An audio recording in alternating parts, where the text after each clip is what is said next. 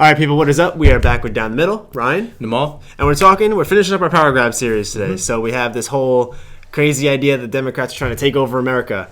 And where we're touching on today, we have COVID-19 lockdowns. I don't know if you guys know this, but you really can't do anything. You haven't been able to like a year and a half. And vaccine passports are the new thing. So get us started. Where are we at with this one? So basically, I think what we want to talk about is how the lockdowns have been a tool for, I guess, the left side to use as a measure of controlling people and controlling the masses. So we've seen it through media, definitely as one tool. The lockdowns is another. And just kind of have it using as a restriction to what people can do on a daily basis in their lives. Yeah, and the most amazing thing to me was March last year when this whole thing dropped. Yeah. And I remember hearing about it through work and hearing about people are dying and all over the place. And I was just thinking, well, this is something, and this is when I wasn't even into politics yet. Yeah. But I just had I knew that the election was coming up and everything, and I was like, this is something that we could have partisan support of. I didn't know what partisan meant at the time, but both sides could come together and we could just kind of beat this thing. And the most amazing thing to me, and part of the biggest thing when I got into politics was how quickly this became a political matter. It was politicized like crazy, and it took 10 days to do it. I think that's also a common theme that we see in at least today's age, where whatever media puts out, it's politicized way before it's even put out. Yeah, it's crazy. It already had whatever subject that they want to talk about, there's already a side to it. It was like Trump is handling it wrong, these guys are handling it right, Biden's going to do this, and I was like, wow, we can't even come together and stop people from dying. Because, first of all, let's just say the premise of this is about a virus that has killed millions of people across the world, and the emphasis and the priority is always just let's save people's lives. And this was the idea from the start from both sides. Yeah. And now where it's gone to is a partisan type of, there's a differentiation going on from both sides on how this should be treated, how we should still be treating it today. But at the beginning, and where we still stand, is people should not be dying. Absolutely, yeah. And then I think that the big difference between the left and the right on it is this is a difference when it comes to a lot of things, is economics versus safety in a sense. Yeah. How much are you willing to push against safety and that thing to boost the economy and boost the nation's success? Yeah. And it seems like Donald Trump's whole thing was that we shouldn't close the economy, and our nation's prosperation is the best thing. But then the left is always, let's just be safe and happy and not worry about the money. No, leftists care a lot about money and stuff. No. And then that was the big difference. Maybe Trump was too far this way and these guys are too far this way, and there was no middle ground, which we see often. Yeah. And I think I just want to bring up a quote by Arizona Senator, what's her name? Martha McSally. Mm-hmm. And I think she really put it in great terms. So she said, we got to learn how to mitigate and minimize risk, right? Like we do with everything else in our lives, and then allow people to have some sense of normalcy to provide for their families. Mm-hmm. And I think that she said it the best, where I think a big part of why we can't reach that point is because of the media in general.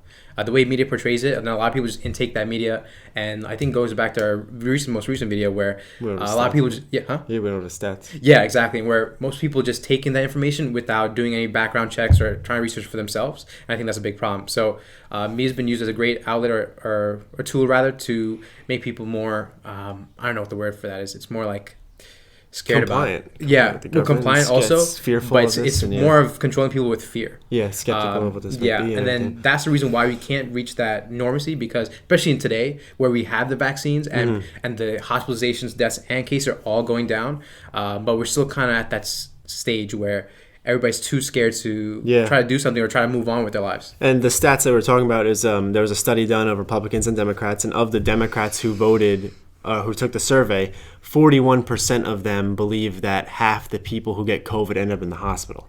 Wow. And the real number is anywhere between 1 in 5% of people who get COVID end up in the hospital. And this is just the media pushing. So let's run through the timeline of it. Basically, you had March last year where coronavirus hit us and Trump was a xenophobe, even though he wasn't a xenophobe. And the nation had to stay open, but then the nation closed, and everyone stopped working. Everyone stopped working for 2 weeks at least. You can't leave your house. It started off with 2 weeks, Yeah, so it was 2 weeks to stop the spread. And, I mean, it was fine with that. We had exile, and we were social distancing in my gym. And we were still kind of scared in the gym, too. We were scared. We would come out, and this is my personal gym. We were wearing gloves and masks, and we were sanitizing everything for months. You were working out with, hazmat suits. Seriously. I remember how excited I was when all the gyms closed, and I was like, welcome. of them. And then this thing just kind of carried on. And then the summer hit, and we were like, are we still doing this? Because then riots started to happen and protests, and people were together all over the place. We were like, are we still doing coronavirus? And then the election was used with Trump getting it. And here we are in May of the year after, and we still have lockdowns all over the place. Yeah. Restrictions are everywhere. We have vaccines. And now the real question to answer is, what is the partisan idea behind the bipartisan idea is that we should beat this virus and get back to normal life. Absolutely. That seems like that should be the simple priority of everybody. So why are we still here? And basically what we think is that the media and the Democrats and the left, they use this to control people. They use it to teach people to depend on the government. I'll pass it to you after I just say Ronald Reagan, famous quote. He said, the most dangerous words you can hear is that I'm from the government and I'm here to help. We're in America. We make these decisions for ourselves. It's our personal freedom to decide what we're at risk of. If you listen to LeBron James, you'll think that if you leave the house, you're going to get shot. But yet we all leave the house every day. So it's up to us to make our decisions and to go and be free. And for other people, if they're scared of this, then they can make a decision for themselves. Yeah. So I think the decision part is where we're kind of stagnant, right? I think half the country's like, well, there's actually a good portion of people that don't even believe that coronavirus is a thing, which is, pretty stupid. Which is it's just in plain terms, it's stupid. Like, come on, like seriously, it's a hoax. Yeah, a year and a half later, come on.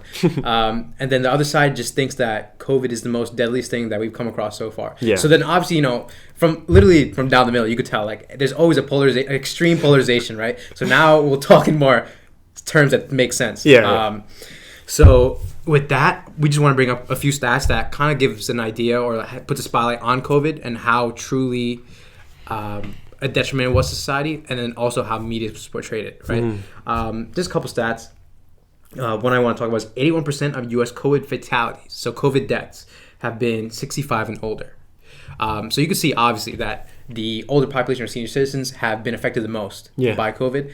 But there's this notion where, at least from, especially also like in my family as well, like we've thought for the longest time that it's affected each group equally, and that all of us have the same rate of death. Which is not true. Yeah, but also we're also talking about the U.S., right? Yeah. I know currently at least places in like Brazil and India, I think across all age groups they've been experiencing kind of like the same amount.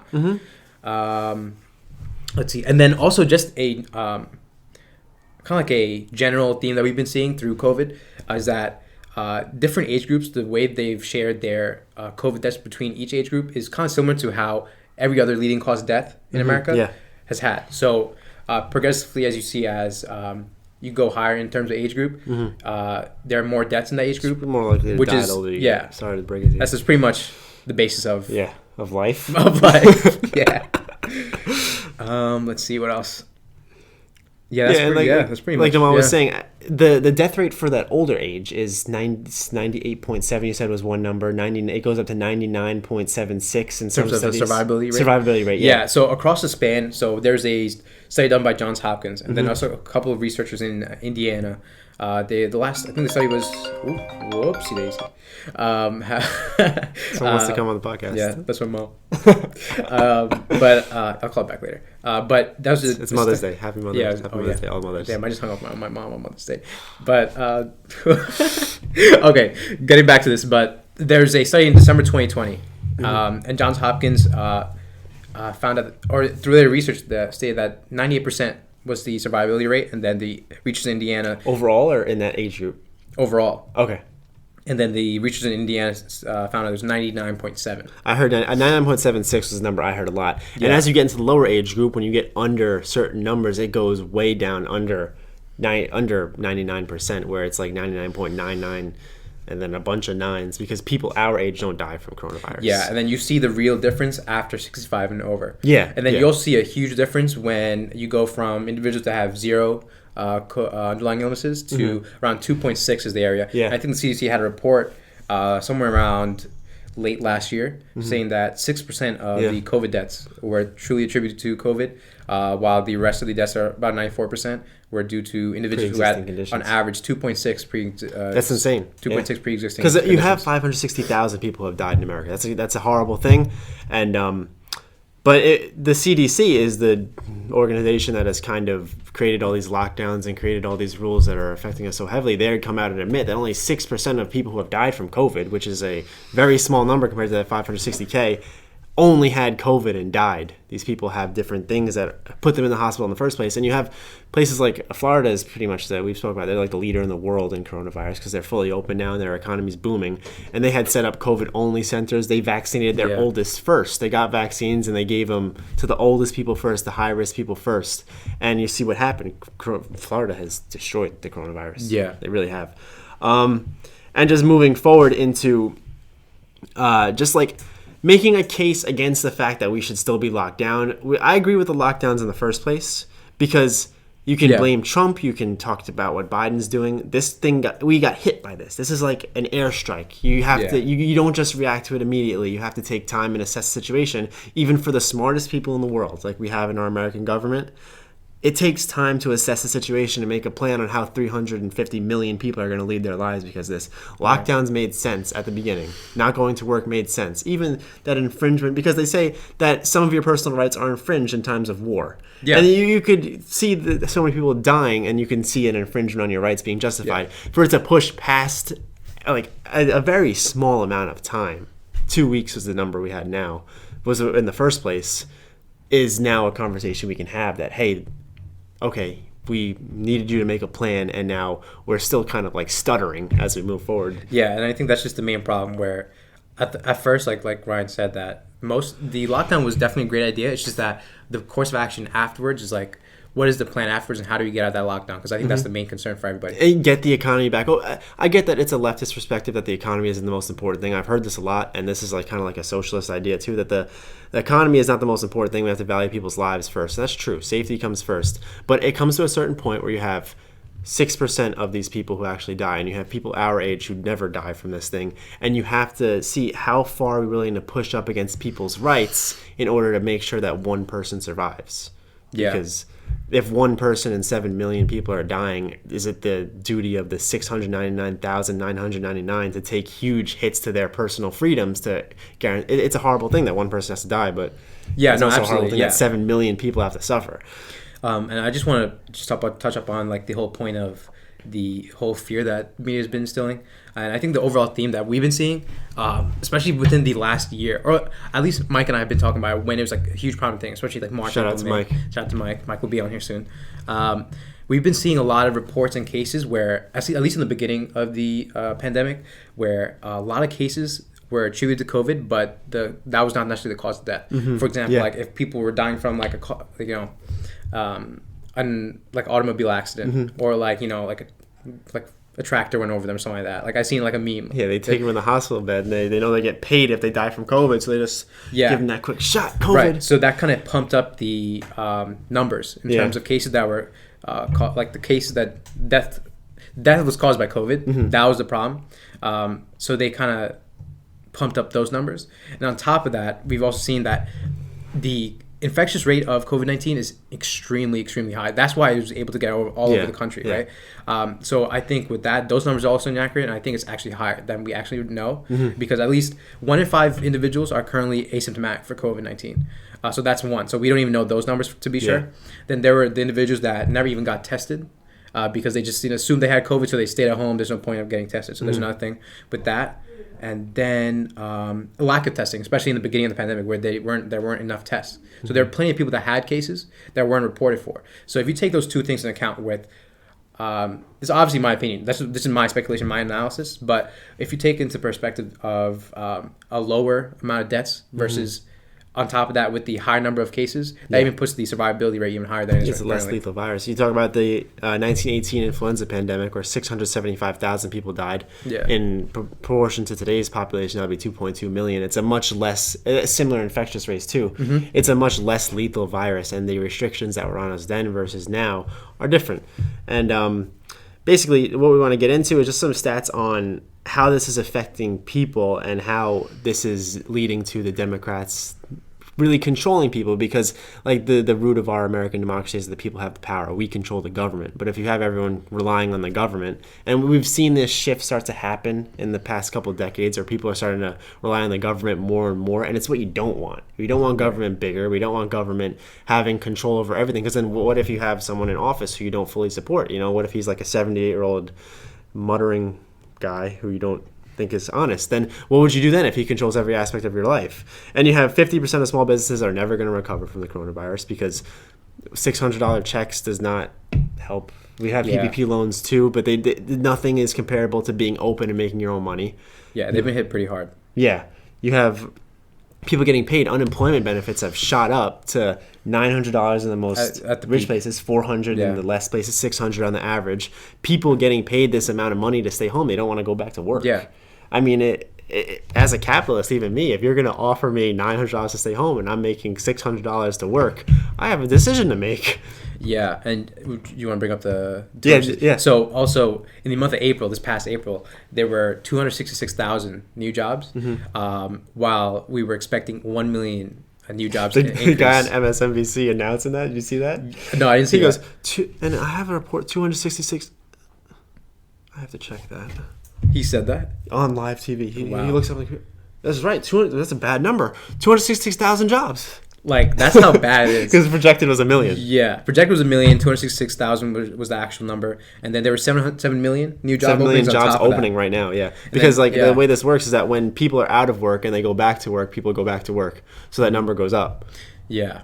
Well, yeah, and then also on top of that, the $600 a week on unemployment benefits. That's on average. That's 2 times more than people would be making if they were going back to work. I was unemployed for a little bit. I got $150 a week. Yeah, I was unemployed for a couple months. A few years ago, I got $150. I would love that 600, man. Yeah, that'd be nice. That'd be nice. I would get out of unemployment to go work at Lowe's. Oh, really? To work the overnight. Man, you could have given us out and stayed home. And then you have your stats on the wealthiest gaining all that money now. Oh, yeah. So in general, U.S. billionaires have, in its totality, so every U.S. billionaire in total have increased their wealth by $1 trillion.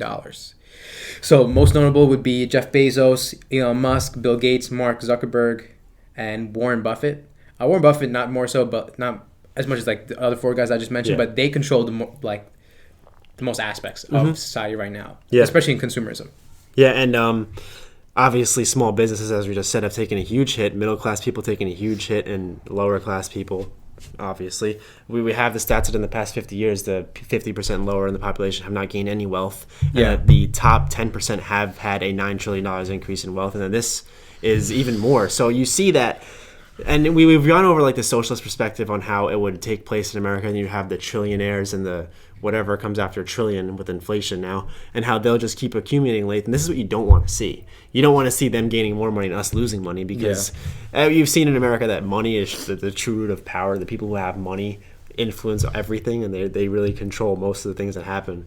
So you have small businesses suffering, and then what happens when small businesses, you have minimum wage stuff coming in, and small businesses not recovering, when they have to close because they can't pay their workers. They just didn't have enough money to survive the pandemic. But then you have Amazon, who has already become such an empire in America, and honestly has become such an essential part of our lives. Because Amazon Prime, everybody has Amazon Prime nowadays. Like just simply Amazon Prime, subscribing to it, everybody knows Amazon, especially anybody that's involved in the stock market too. Like Amazon's the biggest thing. And ever. The thing is, like, monopolies, you look into what Theodore Roosevelt did with monopolies like 100 years ago, and just the idea is that if they're the only corporation left, and not even the only left, the only one that you rely on, because mom and pop stores are closing everywhere, and then Amazon is the only one who sells paper towels. If Amazon then says, we're going to charge $50 for paper towels, but then you want to go next door to buy them from the deli, but the deli closed because of the coronavirus, then you have to pay $50 for paper towels. Yeah, and then another thing is that large corporations, especially if they monopolize, they could also charge their products for a lower wage, or lower price rather. Because if you go to the mom and pop, that toilet paper would be $70 because that's how much they need to make a profit. Yeah. While large corporations have enough money to buy in large quantities, and they can make a huge profit margin. Yeah, this destroys competition, and competition is the root of capitalism. Competition, the ability to make products that will compete against each other and drive prices up or down, and make the consumers choose. That's what we have here, and this is pretty much stomping that down. wages are up in these big corporations too. People working at the Costco's and Walmart's, a lot of the wages are now over minimum wage on the average. So, and I can guarantee you that wages in small businesses are not going up. They're way down if they're getting paid anything at all. A lot of people are getting paid zero. And if anything, they're losing employees because they don't have enough money to sustain that. If they have to sustain that minimum wage, and they're firing people. So people are going to work. I mean, if the people on the left can honestly sit here and say that you think that utopian society would be everyone works at the same place, everyone works for Amazon. Just on that point, though, I know so many people that got a job in Amazon throughout this pandemic. I think everybody just went to Amazon. Phil worked at Amazon for a little bit. Now he's got a great opportunity starting up soon, but he worked at Amazon for a bit. Yeah, everybody went to Amazon. Yeah, I thought about it. I thought about it too. Yeah, I thought about it too. They pay you $18 to start or something like that. It's crazy. I mean, yeah, so if the people from the left can look at that and just think, wow, that would be great that we have everyone in America working for Walmart and Amazon and Home Depot. Forget if you want food. There's no food anymore. It's just produce from Amazon's factories. You gotta eat at home. No food or fun. Yeah. But I mean, we go through it. We have stats on depression. There's a 30% increase in depressed adults in America. This is what happens when you force people to stay home and you convince people that if they leave, they're going to die. There's a study on that 1 in 10 Americans were diagnosed with depression from 2016 to 2019. And now in 2020, the study was done 4 in 10 Americans. Huge increase. That's huge. It happens to kids because we're taking a huge hit on kids' education because kids aren't in school. And this is a real horrible thing. Like, the adults in depression is a horrible thing because you have a 30% increase. Depression is a real clinical disorder. Yeah. It's a horrible thing that happens to people. And then just to inflict it on people as well is miserable. Yeah, and especially with the kids, it just messes up with their development in general. That's the big thing, is because now you're going to have a generational type of infringement on how this nation's going to grow and be, because you have kids who are going to be 1-2 years behind. And I mean, I want to get into a conversation about conformity right after this, so we get to vaccine passports, but anything you have left for lockdowns? Yeah, actually, so for lockdowns, I wanted to also look at it at a different perspective, right? Kind of like siding with the left in terms of why we should be doing this.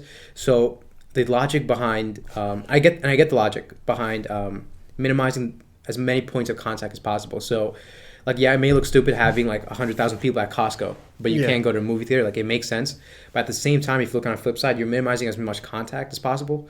So not having, movie theaters open versus trying to get your groceries at Costco, as you could see kind of how essential Costco is for your groceries, and trying to go back home right after that, right? Yeah. Then another thing is that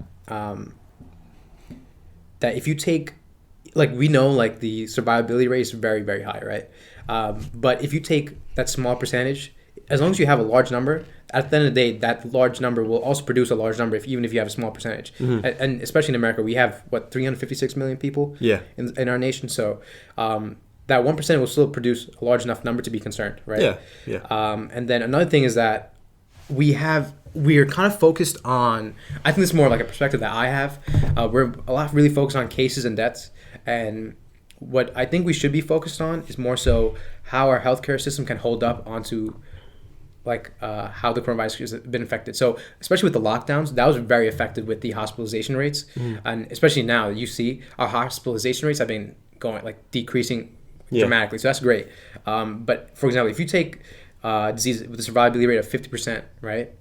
But the infection rate is much lower than COVID, where you get like 10 patients a day in the ICU. So if you take it like that, I think as long as our healthcare system is sustainable and doesn't break down, then then you kind of move on. Then you could kind of see how our lockdown should go. Yeah.